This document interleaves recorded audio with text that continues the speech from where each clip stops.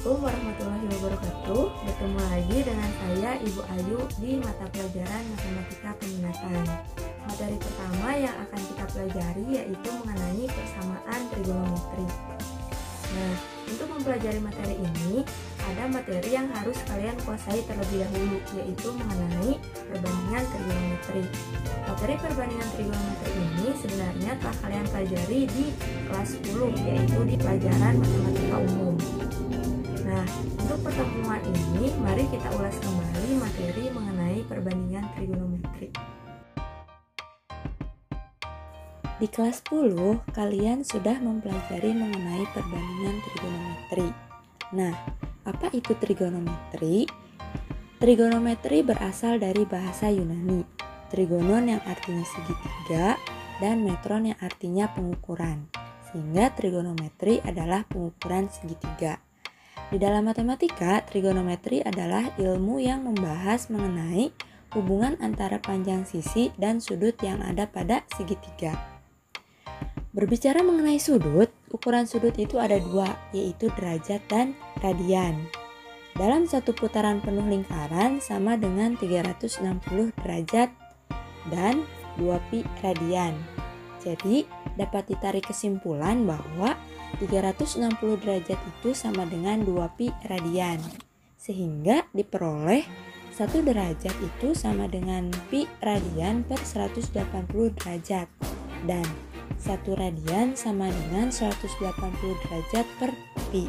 Nah, sekarang bagaimana kita mengubah ukuran sudut dari derajat ke radian atau sebaliknya? Tadi kita sudah peroleh persamaan ini.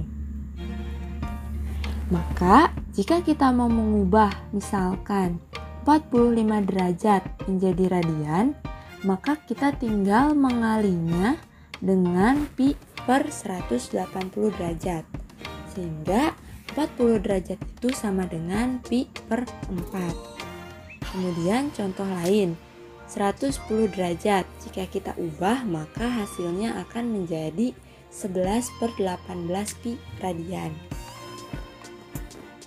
Begitupun jika kita ingin mengubah radian ke derajat, misalkan 2 per 3 pi radian, maka kita tinggal mengalinya dengan 180 derajat per pi, sehingga kita peroleh 120 derajat. Contoh lainnya misalkan 4 pi per 9, jika diubah ke derajat sama dengan 80 derajat. Kemudian kalian juga telah mempelajari mengenai nilai perbandingan trigonometri, sinus, kosinus, dan tangen dari sudut istimewa, yaitu 0 derajat, 30 derajat, 45 derajat, 60 derajat, dan 90 derajat, seperti yang ada pada tabel berikut. Pada koordinat kartesius, sudut dibagi menjadi 4 kuadran, yaitu kuadran 1, kuadran 2, kuadran 3, dan kuadran 4. 0 derajat searah dengan sumbu X positif. Jika sudut berputar berlawanan dengan arah jarum jam, maka nilai sudutnya positif.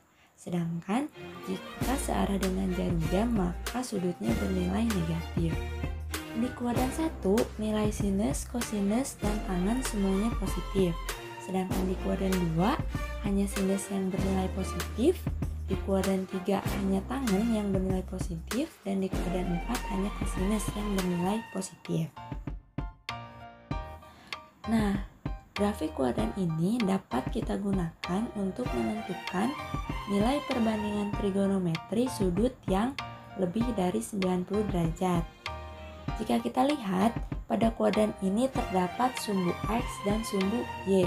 Sumbu X yang batasnya 0 derajat, 180 derajat, dan 360 derajat. Juga sumbu Y yang batasnya 90 derajat dan 270 derajat. Batas-batas ini bisa kita gunakan seperti pada tabel berikut. Jika kita menggunakan batas pada sumbu Y, maka sinus harus berubah menjadi kosinus, kosinus harus berubah menjadi sinus, dan tangen berubah menjadi kotangen. Sedangkan jika kita menggunakan sumbu X, maka perbandingannya tetap. Sinus tetap menjadi sinus, kosinus tetap menjadi kosinus, dan tangen tetap menjadi tangen.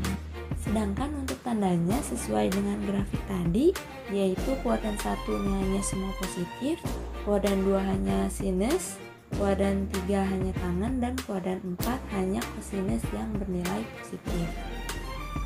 Sekarang bagaimana penghitungannya? Misalkan kita akan mencari berapa nilai dari sinus 135 derajat. Pertama, kita harus tahu dulu 135 derajat berada di kuadran berapa. Karena 135 derajat berada di kuadran 2, maka sinusnya bernilai positif.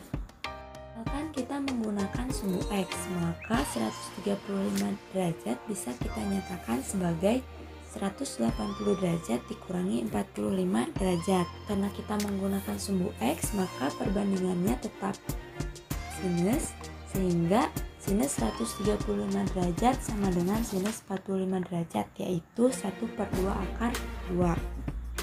Contoh yang kedua yaitu tangen 5/3 pi. Karena 5/3 pi itu sama dengan 300 derajat, maka 5/3 pi itu berada di kuadran 4, sehingga tangannya bernilai negatif. Kemudian kita gunakan batas di sumbu X lagi, maka 5/3 pi dapat kita nyatakan sebagai 2pi dikurangi pi per 3. Karena tadi tangannya bernilai negatif, maka tangan 5/3 pi sama dengan negatif tangan pi per 3, sama dengan negatif akar 3. Contoh terakhir, misalkan kosinus 7pi per 6. Karena 7pi per 6 itu sama dengan 210 derajat, maka 7pi per 6 berada di kuadran 3, sehingga kosinusnya bernilai negatif.